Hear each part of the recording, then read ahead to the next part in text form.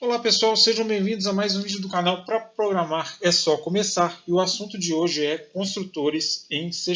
Então, vamos lá. Hoje nós vamos ver os seguintes tópicos dessa aula aqui.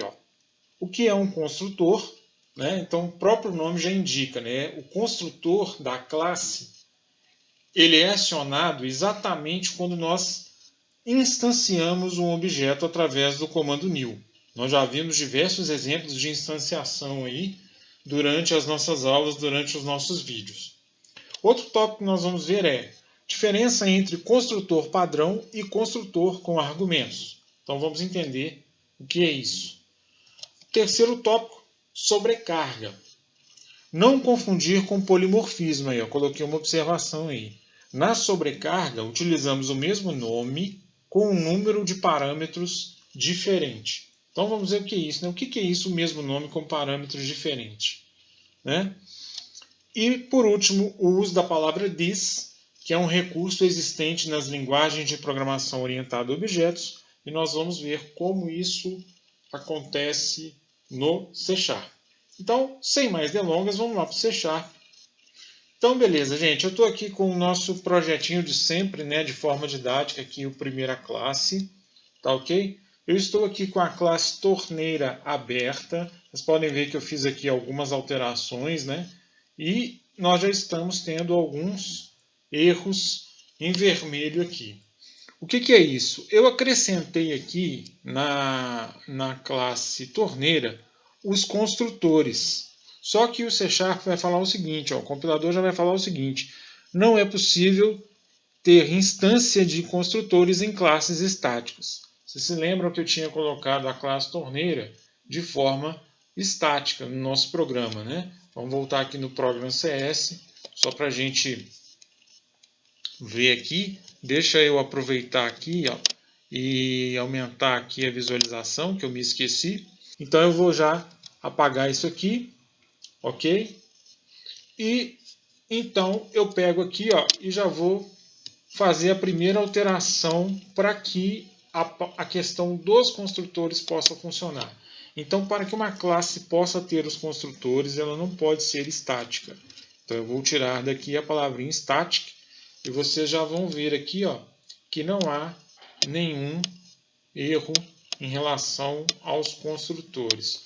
Percebam o seguinte, nós temos aqui 4 construtores diferentes, nós vamos falar sobre cada um deles. Uma dica que eu queria deixar para vocês já, como forma de organização de código, tá, galera? Isso é muito importante, isso é muito visível, na hora que a pessoa estiver olhando um código, estiver analisando o seu código, é visível isso, tá? Uma padronização bacana é o seguinte, primeiro você vai colocar os atributos. Depois, se você definir construtores, vem os construtores. Beleza? Como vocês estão vendo aqui. E se houver métodos, depois os métodos. Então vamos só encurtar esses espaços aqui, porque não tem necessidade. Olha aí. Então primeiro atributos, depois os construtores e depois os métodos. Tá? Então essa é uma padronização que faz a diferença na hora de você construir os seus códigos aí. Se alguém for analisar alguma classe que você estiver fazendo, vai observar isso também, tá? Isso é uma característica de organização de código e programadores mais experientes observam esse tipo de coisa. Beleza? Então vamos lá. Vamos falar do primeiro construtor, que é o construtor padrão. O construtor padrão, ele não precisa ser criado se você não quiser, tá? Só que, primeiro detalhe, se você não criar o construtor padrão e criar apenas construtores com argumentos, você não vai poder utilizar o construtor padrão da classe. E o que é o construtor padrão? É exatamente aquela instanciação simples lá. Eu vou fazer aqui, torneira, certo? Objeto torneira. Torneira é igual a new torneira. Isso aqui é o construtor padrão, ok? Então é o seguinte, Primeira observação, se você não tem nenhum construtor com argumentos, não precisa criar o construtor padrão. Porém, se você criar algum construtor com argumento, esse exemplo aqui, você, para utilizar o construtor padrão, você precisará declará-lo, senão você não consegue usar. Olha só, se eu vier aqui e apagar o construtor padrão, ok? Quando eu voltar no Program CS, já me dá um erro aqui, Por quê? Porque ele me obriga a ter o construtor padrão instanciado, ok? E vocês se lembram que até então nós não precisávamos criar o construtor padrão. Se eu vier aqui, vou dar um Ctrl Z aqui para voltar ao construtor padrão e vou pegar isso tudo que eu fiz aqui e vou apagar. Tá? Em termos de construtor, olha só, eu vou deletar, então eu fiquei aqui com o construtor padrão, beleza. Eu preciso ter ele aqui agora? Não. Toda classe já tem um construtor padrão se você não implementar construtores com argumentos. Olha aqui, perfeito. Ele está utilizando o construtor padrão. Tá? Então, o primeiro exemplo que eu queria deixar para vocês sobre o construtor padrão é isso aí. Eu vou voltar todos os códigos que eu fiz. Beleza? Então, lembrem-se mais uma vez. Quando a classe tiver mais de um construtor, né, ou pelo menos um construtor com argumentos, eu preciso declarar o construtor padrão. Muito bem. O que é o construtor com argumentos? Pode ser que em um determinado momento você deseje instanciar um objeto já passando ali os parâmetros dele. Então eu posso criar um construtor onde eu obrigo o usuário a fornecer os valores daquele objeto. Então olha aqui, eu tenho aqui um exemplo, o construtor 1. No construtor 1 com argumentos, eu estou pedindo aqui a cor, o material, que são do tipo string, a altura e o tamanho, que são do tipo inteiro. E o que eu faço? Nada mais, nada menos do que atribuir os valores passados pelo usuário, na hora da instanciação do objeto, às propriedades da própria classe. Isso é que é ter um construtor com argumentos. Então, olha só, eu tenho um construtor com argumento aqui, com 4 argumentos que estão sendo pedidos aqui na hora de instanciar a minha classe. E olha só o que o C# faz quando esse tipo de situação ocorre. Muito bem, eu vou instanciar a classe, olha lá, torneira, classe torneira, variável torneira igual a new torneira. Quando eu coloco parêntese, olha aqui, o compilador já me mostra que eu tenho 4 construtores para esta classe. E eu posso querer utilizar, por exemplo, o primeiro construtor é o padrão, o segundo construtor é o construtor onde eu tenho altura e material, o terceiro construtor eu vou ter cor, altura e material com seus respectivos tipos, né? E o quarto construtor vai ser com os 4 atributos aí de variáveis, né? Com as 4 variáveis informadas. Então, olha aí, na hora que eu criar o meu objeto, que eu instanciar a minha classe, eu posso passar aqui já argumentos para esse construtor para que o objeto já seja criado dessa forma. Então, aqui, eu estou falando, por enquanto, do primeiro construtor. Olha lá, cor, material, altura e tamanho. Então, os 2 primeiros são string e os 2 últimos são inteiros. Então, eu vou passar aqui, vou criar um construtor utilizando os 4 argumentos. Ok? Vamos fazer isso aqui. Então, você vai instanciar da mesma maneira, vai abrir o parêntese e já vai selecionar aqui o construtor que você quer. Então a cor vai ser dourada, por exemplo. Eu vou colocar uma vírgula. Olha aí, qual que é o material? Ele é string, então vai ser aço. Opa, coloquei. Então qual que é o material? Ele é string, então vai ser aço aqui. Depois, vírgula altura, que pode ser em centímetros. Depois o tamanho, também pode ser em centímetros. Eu vou colocar aqui 4, só para fins didáticos. Beleza. E aí, ponto e vírgula no final. Fiz a instanciação da minha torneira, passando já 4 parâmetros para ela. Então, isso aqui é você criar um construtor com argumentos. Vamos ver o segundo construtor. O segundo construtor dessa classe, ele utiliza uma sobrecarga. Como assim uma sobrecarga? É aquilo que eu falei no início do vídeo, olha lá. O construtor ele tem o mesmo nome, porém o número de parâmetros diferentes. Olha lá, o número de parâmetros é diferente, ok? Isso vale para construtor, vale para método, beleza? Então, olha só, eu tenho um segundo construtor onde eu passo somente a altura e o material, beleza? Tá, como que eu faço isso? Mesma coisa, vou lá no meu construtor e vou passar o cara de 2 argumentos. Olha lá, a altura dele, que é inteiro, vai ser 4 e o material é aço. Ponto e vírgula no final.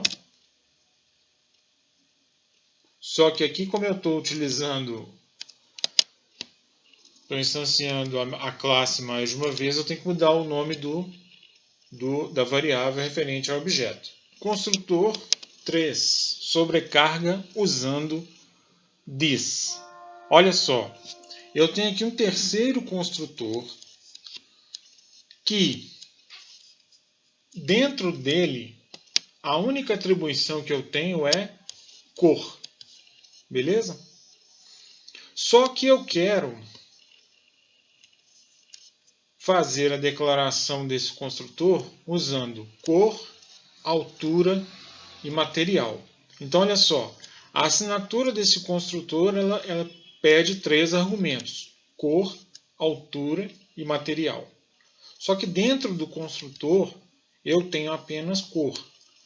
Então, para que eu não faça isso aqui, ó, que é repetir o código do construtor anterior,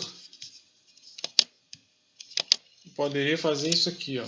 Poderia pegar o código do construtor anterior. Beleza.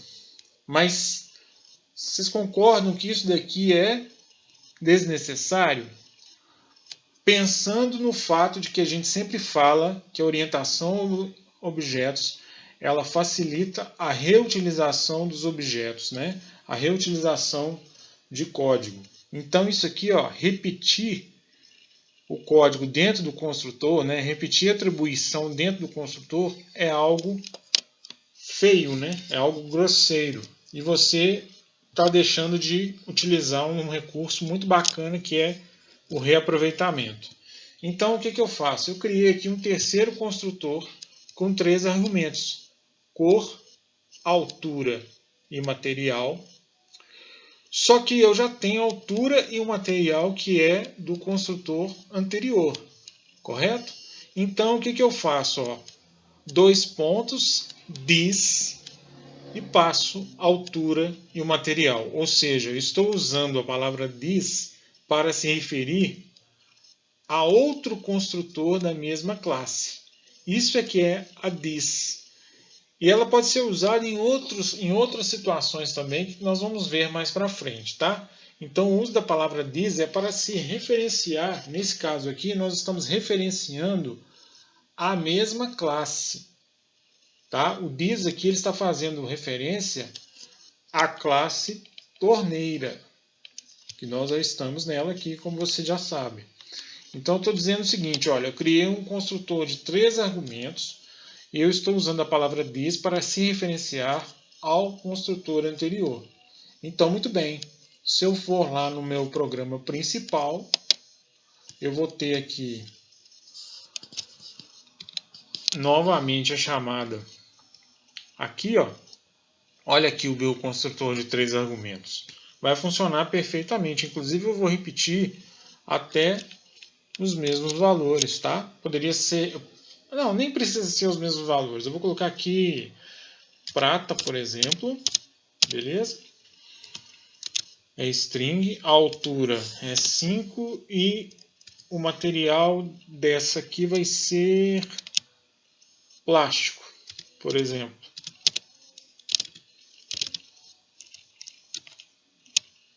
E aqui eu já coloco fechando parênteses. Observem que funcionou perfeitamente, mesmo passando outros valores.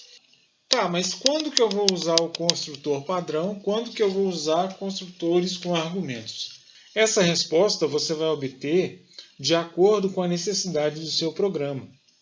Se você quiser obrigar o usuário a preencher os atributos do objeto na hora que ele estiver fazendo o cadastro da torneira, por exemplo, no estoque, é o ideal.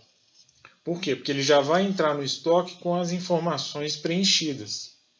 Agora, se eu não preciso fazer isso, por exemplo, tá? Eu não preciso fazer esse cadastro, ter essa obrigatoriedade do preenchimento na hora do cadastro.